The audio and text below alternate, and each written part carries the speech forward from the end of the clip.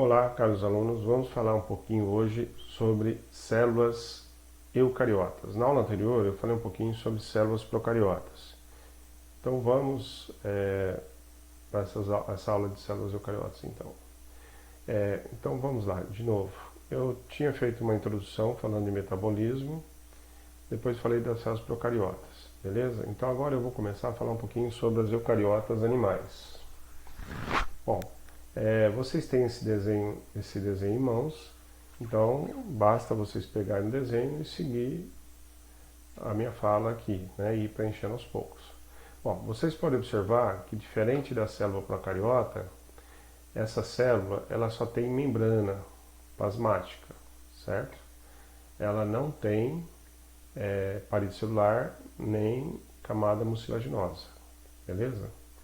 A segunda coisa que vocês podem notar é que aqui o núcleo, que seria tudo isso aqui, ó, ele é bem evidente, certo? Reparem, eu disse a vocês que essa célula ela chega a ser 100 vezes maior que uma célula procariota. Então, só por comparação, uma bactéria ou uma célula procariota seria mais ou menos do tamanho dessa organela aqui, ó, ou dessa, beleza? Então vejam que essa célula é bem maior, né? Como ela é bem maior, ela tem como característica um núcleo bastante evidente quando se passa um corante sobre essa célula, beleza? Mais uma coisinha, essa célula em volta do núcleo apresenta uma membrana que a gente chama de carioteca, certo? Então, essa carioteca, como vocês podem observar aqui, ela é dupla, certo? E dentro dessa membrana aí, né, desse compartimento, a gente encontra então a cromatina ou o DNA, tá? Eu quero lembrar aqui a vocês que lá na bactéria o DNA é um pequeno filamento. Aqui não, aqui é bastante material. É tanto material que vocês podem observar que comparado com essa estrutura aqui que eu falei que é o tamanho de uma bactéria, né? Reparem, a quantidade de material nuclear é bastante grande, certo? Então a cromatina é bastante grande, beleza? Mais uma coisinha, vocês podem observar aqui o que a gente chama de carioteca, né? A palavra carios quer dizer núcleo, e a palavra teca está no sentido de sacola, certo? Sacolinha do núcleo, beleza? Bom, vamos lá. Por que essa aqui é uma célula eucariota então? Porque ela tem essa carioteca, separando o núcleo do citoplasma, beleza? Bom, mais uma coisa que vocês podem ver interessante é que essa célula, diferente de uma procariota, ela apresenta uma porção de organelas, de órgãos aqui dentro, né? Não tem só ribossomos, tem muito mais do que ribossomos, beleza? Então vamos lá. A primeira organela que aparece logo aqui em cima, não seria bem uma organela, mas seria um amontoado de substâncias, a gente costuma chamar de inclusão citoplasmática, né? O que é uma inclusão citoplasmática? De novo, é um amontoado de substâncias, tá? Como se fosse um pequeno depósito de substâncias. Pode ser de amido, de gordura e etc. Beleza? Vocês podem observar que ela é escura justamente porque ela é bastante densa, né? A luz que passa debaixo dessa célula e vem para os olhos do observador não consegue passar por essa inclusão, certo? Então essa inclusão é bastante densa. Logo abaixo aqui vocês estão vendo uma pequena sacolinha, né, vamos dizer assim, uma pequena bolsa. Essa bolsa parece ser totalmente transparente, como se não tivesse nada dentro dela. Então a primeira vez que observaram isso, eles chamaram de vacúolo, que quer dizer pequeno vácuo. A palavra olo quer dizer pequeno. A palavra vácuo, né, vocês já sabem, então aquilo que significa vazio, né, ou seja, um pequeno vazio, tá? Hoje a gente sabe que o vacúolo tem a função de fazer digestão celular nesse tipo de célula, tá? Depois a gente vai conversar mais sobre isso. Bom, logo abaixo aqui vocês estão vendo um conjunto de bolsas achatadas, mas vocês podem estar perguntando, mas que bolsas achatadas são essas? Então olha lá. Se vocês olharem nesse desenho, dá para ver melhor. Aqui está em formato tridimensional. Essas bolsas achatadas, quando cortadas, a gente vê mais ou menos assim, ó, certo? Quem descobriu isso a primeira vez foi um cara chamado Camilo Golgi. Daí então isso aqui foi chamado de sistema de Golgi, complexo de Golgi, sistema golgiense, sempre tem a palavra Golgi na história, beleza? Bom, sempre ao lado do complexo de Golgi a gente encontra pequenas bolsas que são produzidas pelo complexo. No próximo estudo que a gente vai fazer da função do complexo, vocês vão entender melhor isso. Mas olha lá, o complexo de Golgi produz pequenas dobras, e essas dobras formam pequenas bolsas. Essas bolsas a gente chama de vesículas, certo? Vesículas em latim quer dizer pequenos vasos, ula quer dizer pequeno, vesi vem de vaso, então pequenos vasos, pequenas bolsas, beleza? Então sempre que aparece um complexo, geralmente do lado tem vesículas, depois a gente vai ver melhor essa questão. Bom, só para vocês entenderem então que o complexo de Golgi é um conjunto de bolsas achatadas lado a lado. Aqui vocês estão vendo uma estrutura que não dá para ver bem o desenho como é que é, então eu coloquei aqui do lado para vocês verem. Veja, ele é um conjunto de tubinhos, tá? Trios de tubinhos lado a lado, formando então uma estrutura arredondada, certo? Na verdade são dois conjuntos. Desses tubinhos se prolonga, aliás, a partir desses tubinhos se prolonga uma porção de esqueleto de proteínas, certo? Aqui não foi desenhado o esqueleto de proteínas, né? Olha, vejam só, na célula das bactérias, por exemplo, a parede celular dá forma para a célula. Mas numa célula animal, o que dá forma são estruturas que mais tarde os cientistas descobriram, né, que são estruturas feitas de proteínas. Então são filamentos que saem dessa estrutura principal aqui. Então essa estrutura principal acaba sendo o centro esquelético da célula. Daí a gente costuma chamar de centríolo. A palavra centríolo quer dizer olo pequeno, pequeno centro da célula, certo? Cuidado não confundir centríolo com núcleo, é diferente. Aqui é o centro da estrutura esquelética, vamos dizer assim, tudo bem? Lembrando que aqui a estrutura esquelética não tem cálcio necessariamente, certo? Não estão pensando no nosso esqueleto, né? Bom, vocês podem observar, olhando para a carioteca, que existe uma porção de pequenas descontinuidades aqui, né? Essas descontinuidades que a pessoa desenhou aqui, na verdade, elas são pequenos poros que ligam o núcleo com o citoplasma, tá? Eu vou chamar aqui então de poros da carioteca. É importante saber que esses poros existem, porque é um meio de comunicação entre o citoplasma e o núcleo. Bom, logo abaixo, nós estamos vendo aqui uma estrutura, uma outra organela, que tem uma membrana externa e uma outra membrana interna cheia de dobrinhas, certo? Essa estrutura, né, que eu vou mostrar aqui do lado, olha lá, que está em corte aqui, né? Vocês podem observar então que existem duas membranas, né? Como eu acabei de dizer. Essa estrutura foi descoberta primeiramente em células da cartilagem, dela ser chamada de mitocôndrias. Côndrios quer dizer cartilagem, beleza? Bom, vocês podem observar que mitocôndrias tem um monte dentro das células, né, uma porção delas. Depois a gente vai falar um pouquinho mais sobre essas mitocôndrias e sua função. Mas só para vocês terem uma ideia, quando você consome oxigênio, é nessas pequenas estruturas que o oxigênio é consumido na verdade, ou seja, todo o oxigênio que você respira vem para essas mitocôndrias, beleza? Agora vamos discutir por quê. Bom, aqui vocês estão vendo um conjunto de tubinhos compridos, né? Veja que eles não são tão achatados, né, como aqui, tá? Mas são tubinhos que invadem toda a estrutura do citoplasma. Aqui também tem um outro conjuntinho de tubos, só que esse tem diferença para esse, certo? Esse aqui é todo cheio de ruguinhas, que são na verdade os ribossomos, que nós já vimos a função dos ribossomos, né? A função não, desculpa, o que era o ribossomo, né? Lembrando aqui que ribossomo, na verdade, é um amontoado de proteínas e RNA, beleza? Então, ó, essa rede e essa rede aqui de canais, a gente chama de retículo, que quer dizer rede, tá? Só que lá, é um retículo, é uma pequena rede que está dentro, quer dizer dentro do citoplasma, tá? No caso desse aqui, a gente chama de retículo liso ou agranular. E esse aqui a gente chama de retículo rugoso ou granular. Tá? Bom, logo abaixo do retículo, aqui da seta do retículo, vocês estão vendo uma seta apontando para o interior aqui. Vejam só, eu falei para vocês que boa parte do núcleo da célula é de cromatina. E a maior parte da cromatina, na verdade, é DNA e uma mistura de proteínas, principalmente. Tá? Mas além da cromatina, a célula também apresenta RNA. E há uma tendência desse RNA se aglutinar numa região, né, formando uma estrutura, aliás, uma estrutura bastante densa, vamos dizer assim. Essa estrutura é como se fosse um pequeno núcleo dentro do núcleo. Daí a gente costuma chamar de nucleolo, que quer dizer pequeno núcleo. Tá?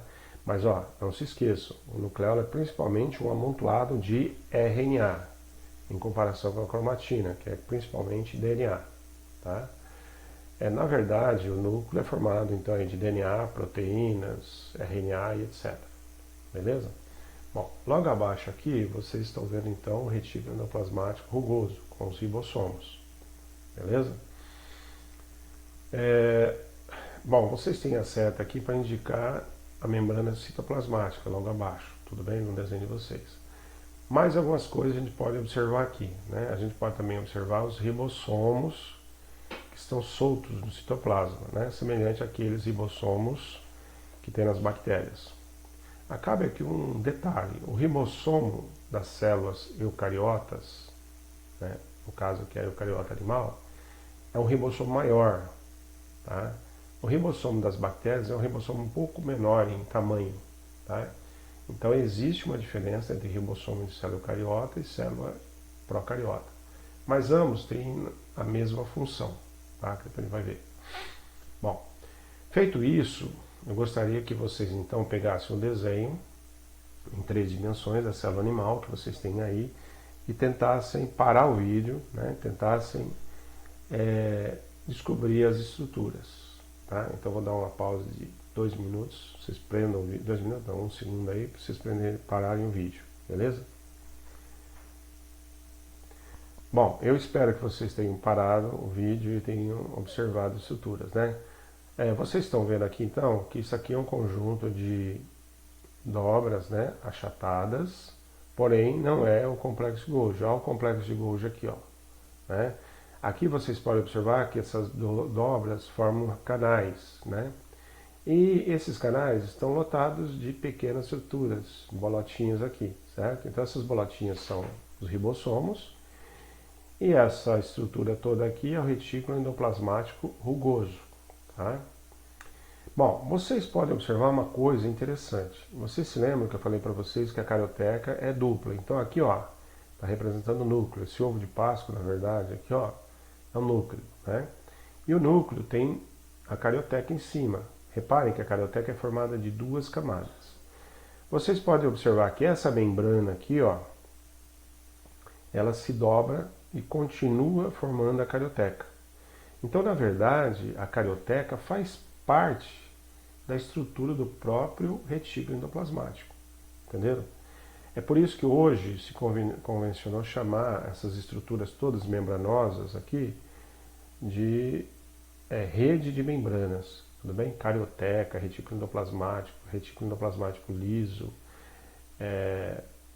mitocôndrias também, né? Mitocôndria não, desculpe, complexo de Golgi, etc. Beleza?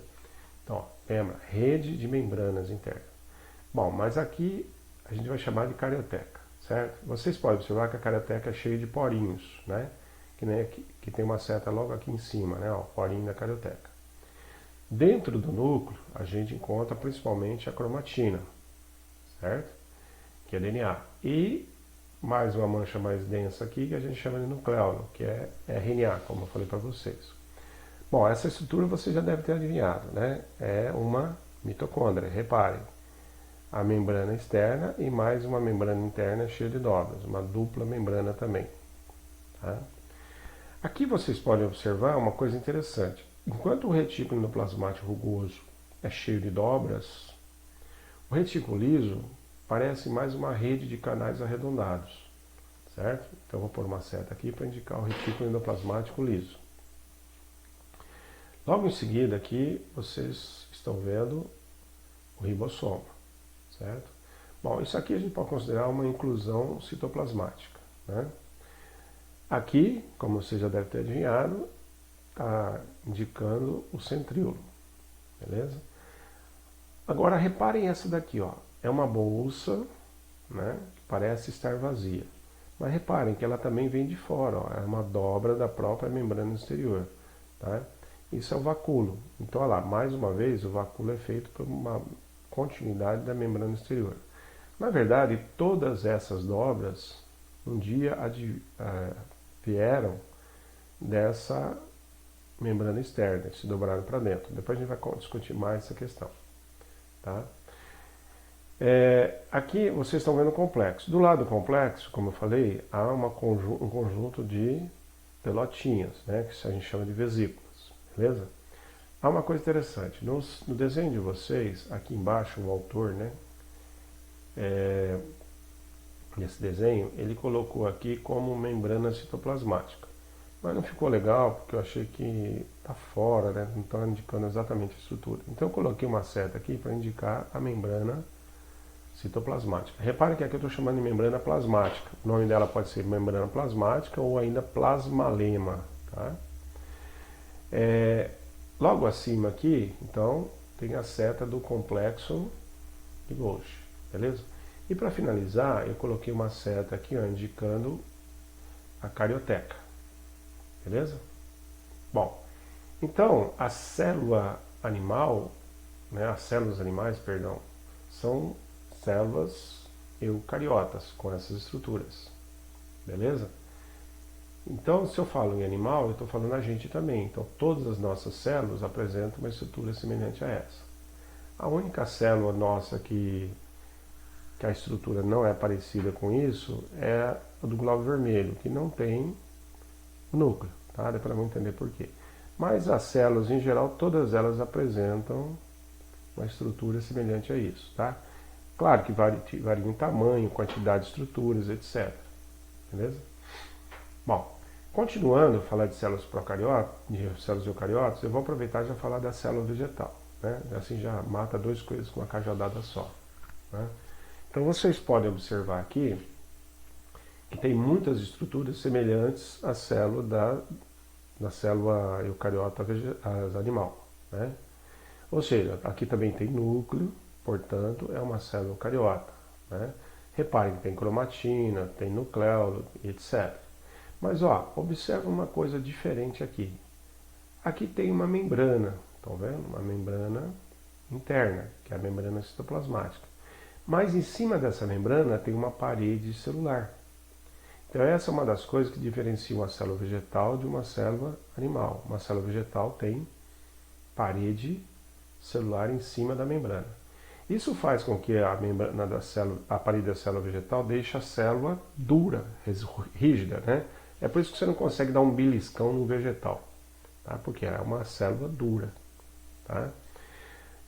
Nesse desenho vocês podem observar que tem células desenhadas ao lado também, né? Só que mostrando a continuação, né?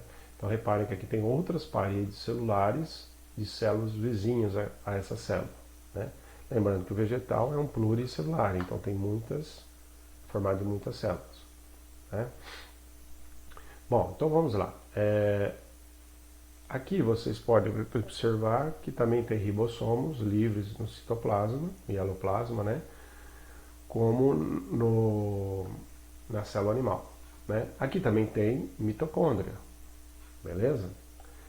Agora, olha que interessante, aqui tem vacúolo. Só que esse vacúolo, ele é grande comparado com o vacúolo das células animais. Aliás, esse vacúolo tende a ser um só. Se você olhar aqui, dá a impressão que são dois, mas eles estão ligados por baixo, certo? Ou por cima, talvez, né? Nas células vegetais, esse vacúolo, ele tem função diferente da célula animal. A função é controlar a entrada e a saída de água na célula. Depois eu vou ver melhor por que isso, tá? Mas a função é uma função que a gente diz osmótica, tá? Então ele é um supervacúolo e ele chega a tomar 75% da célula, tá? Então isso é uma coisa que caracteriza bastante também a célula vegetal. Vocês podem observar aqui que essa célula também tem retículo endoplasmático rugoso, ou seja, lá com os ribossomos, né? Agora, olha que interessante. Quando eu falei das bactérias, eu falei que para poder as bactérias se comunicarem com o meio exterior, elas precisam de ter pequenos poros na parede celular, porque a parede celular é muito grossa e não permite contato de uma célula com outra. Aqui não é diferente, a célula da planta precisa se comunicar com outras células para sobreviver, para absorver a água, sais minerais, né, e etc. Então reparem que aqui tem um furo. Só que esse furo aqui, ele não vai dar para o lado externo da célula, ele vai dar para outra célula, vai ligar a outra célula, ligando os dois citoplasmas. Então aqui a gente dá um nome diferente, certo? Em vez de chamar de pilos ou vírus, a gente vai chamar de plasmodesmos. A palavra plasmodesmos vem de desmos, que quer dizer unir, unir citoplasma. Então, ó, une o citoplasma dessa célula com dessa. Daí olha que interessante, na verdade a célula tem vários citoplasmas unidos, ou seja, todas as suas células estão unidas num só e grande citoplasma, né? É por isso que quando cai um raio numa planta, o raio consegue passar facilmente por toda a planta. Por quê? Aqui dentro tem água com sal. E água com sal é bom condutor de eletricidade, né? Você já deve ter visto isso lá na física ou na química. Então olha lá, quando o raio cai, ele conduz por toda a célula, né? Por todas as células, e ele aquece a célula rapidamente, causando uma explosão. Por que explosão? Porque a parede celular funciona como se fosse uma panela de pressão, né? Segura a pressão. Então, é por isso que quando um raio cai numa árvore, vocês podem observar que ela fica toda lascada, né? Indicando que as células explodiram, tá? Boa parte delas, pelo menos. Bom, então esse plasmodesmo serve para unir os citoplasmas, tá? Aliás, é por isso que aqui tem um vacúolo diferente, tá? O vacúolo ele vai ajudar a controlar a água, para manter a água na célula, uma vez que a água pode entrar e sair com muita facilidade, tá? Bom, vocês viram lá nas aulas de ecologia que as células vegetais, os vegetais, fazem fotossíntese, enquanto os animais só fazem respiração celular. Então olha lá, a fotossíntese, a sede da fotossíntese é nessa estrutura aqui, ó. Eu não queria falar disso já, mas essa é uma estrutura que é muito parecida com as mitocôndrias. Ela também apresenta uma dupla membrana. A membrana de dentro também é cheia de dobras, só que essa membrana cheia de dobras, ela forma pequenos disquinhos um sobre o outro, aparecendo com manchas mais escuras aqui, ó. Essas dobrinhas aí a gente chama de tilacoides, tá? Bom, essa estrutura então que faz a cloro, quer dizer verde, plasto, tá no sentido aqui de estrutura, tá? Estrutura verde. Agora quero lembrar uma coisa, existem outros plastos, né? Daí às vezes a gente chama de leucoplasto, quando é um plasto branco, quando tem amida a gente chama de amiloplasto, etc. Mas o cloroplasto é o principal deles, por quê? Porque o vegetal faz fotossíntese, certo? Agora, se uma célula está lá na raiz, ela não tem cloroplasto verde. Ela pode ter leucoplasto ou até amiloplasto, tá? Mas não vai ter cloroplasto porque ela não recebe luz, tá? Bom, aqui vocês podem observar que também tem nucleolo, RNA, né?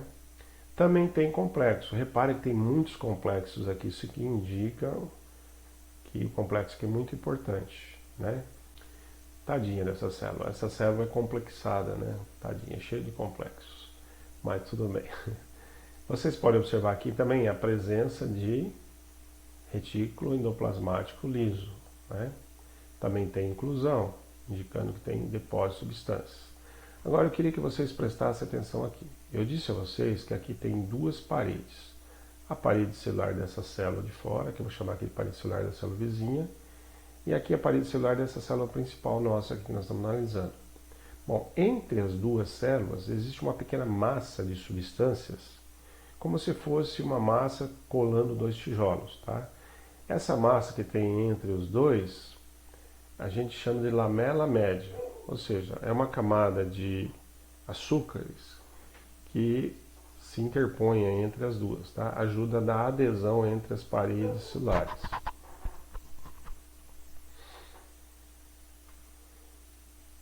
Então aqui parede celular e parede celular da célula vizinha. Vocês têm uma seta aqui indicando essa estrutura interna, né? Ou seja, eu estava tentando indicar aqui para vocês a membrana citoplasmática, tá? Então, vocês têm uma seta que vocês colocam membrana citoplasmática aqui, né? Aqui vocês estão vendo que também tem cromatina, né? Tem carioteca e tem os poros da carioteca, como na célula animal, beleza?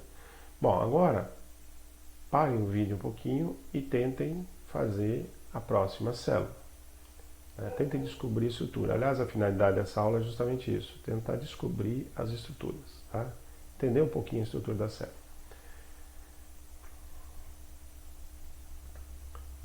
Pronto, eu acho que já devem ter feito, né?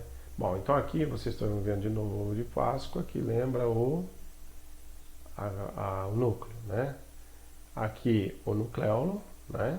Aqui a carioteca, aliás, desculpe, a carioteca, a cromatina, né? Aqui nessa seta, então, a carioteca, né? Aqui o poro da carioteca, tá? Bom, logo abaixo vocês estão vendo o retículo endoplasmático rugoso e os ribossomos, né? Então eu coloquei aqui também do lado uma seta para indicar o retículo liso. Ó, repare, retículo liso, né? A inclusão também, né? Os ribossomos e o retículo rugoso. Vocês estão vendo aqui também a mitocôndria, né? O complexo de Golgi. A propósito, olha nesse desenho, vocês estão vendo aqui uma dobrinha do complexo de Golgi. Isso aqui são vesículas, né? Essa vesícula está se formando, certo? Aqui eu coloquei uma seta para a parede celular, né? Dessa célula, mas tem outra seta aqui em cima. Tem a parede celular, na verdade eu queria indicar a parede celular dessa célula aqui do lado, né? Não dessa, tá? Essa seta aqui era para indicar dessa parede aqui, né? Aqui vocês estão vendo que entre as duas paredes tem a lamela média, né? Que é aquela fina camada de açúcares que eu falei para vocês que colam uma parede na outra, né? Bom, então a parede celular dessa célula, a membrana citoplasmática, né? Aqui vocês estão vendo que é aquela estrutura que faz fotossíntese, né? O cloroplasto. Reparem aquele monte de disquinhos lado a lado, não, em cima do outro, né? Que são os tilacoides. Tem outros nomes para isso, tá? Cada um desses chama grânum e o conjuntinho de grânum a gente chama de grana,